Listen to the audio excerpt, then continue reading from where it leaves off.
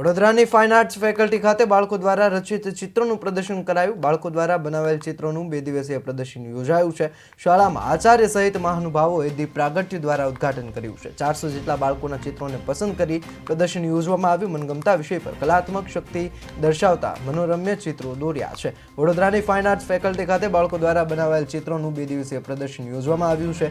પ્રદર્શનનું ઉદ્ઘાટન ગાયકવાડ શાળાના આચાર્ય પી વરદરાજન સહિત મહાનુભાવોએ દીપ પ્રાગટ્ય કરી અને આ એક્ઝિબિશન જે છે ખુલ્લું મૂક્યું હતું। 400 જેટલા બાળકો દ્વારા ચિત્રોને પસંદ કરી તેનું પ્રદર્શન કરવામાં આવ્યું, જેમાં બાળકોએ તેમના ગમતા વિષય પર કલાત્મક શક્તિ દર્શાવતા મનોરમ્ય દ્રશ્યો દોર્યા હતા।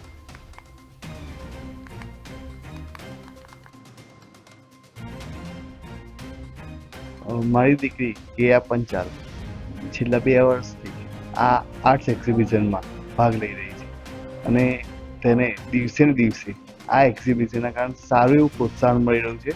તેના ચિત્ર બનાવવાનો ઇન્ટરેસ્ટ પણ એમાં એને સારી રીતે જાગી રહ્યો છે અને આ જેટલા પણ ચિત્ર લાગેલા છે એ હું છેલ્લા 2 વર્ષથી અહીંયા જોઈ રહ્યો છું કે દરેક વખતે મને કંઈક ને કંઈક નવું નવું જોવા મળે છે। એટલે દરેક વિદ્યાર્થી છે કે દરેક બાળક છે તેમને અંદર પોતે તો ઇન્ટરેસ્ટ છે જ, જેમ જેમ છોકરાઓ ભાગ લેશે તેમ તેમ એમનો પણ આ પ્રત્યેનો ઇન્ટરેસ્ટ વધતો જશે અને એમની અંદર જે ચિત્રની જે કળા છે એ ધીરે ધીરે ખીલી રહી છે। એકચ્યુઅલમાં આવું હોય છે કે બાળક જે ચિત્રો બનાવતું હોય છે તે ફક્ત ડ્રોઈંગ બુકમાં કાં તો ડ્રોઈંગ ટીચરને ખબર હોય છે કે આ બાળક કેવી રીતે કામ કરતું હોય છે। જ્યારે આ ચિત્ર ફ્રેમ કરીને હોલમાં લગાવવામાં આવે છે તો બાળક, શિક્ષક, માતા પિતા ત્યાર પછી એ બીજા માટે ઓપન મૂકવામાં આવે છે, જેથી લોકો પણ જોઈ શકતા હોય છે કે બાળકની અંદર કેવી રીતના એબિલિટી છે, કેવી રીતે કામ કરી શકે છે, જેથી બાળકને ખબર પડે છે કે મારું ચિત્ર ફક્ત એક સ્કેચ બુકમાં સીમિત નથી, પણ એ આવી રીતના એક હોલમાં એક્ઝિબિટ કરવામાં આવે તો વધારે સારું રહે છે। મારું નામ દર્શ વિકાસ પટેલ છે।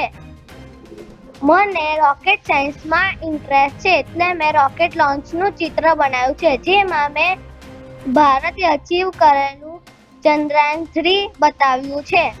તેમાં મેં ક્રેયોન અને સ્કેચ પેનનો યુઝ કર્યો છે। એ બનાવવામાં મને 1 કલાકનો સમય લાગેલો। મારું નામ નિયા રાજપૂત છે અને હું 5th B માં ભણું છું।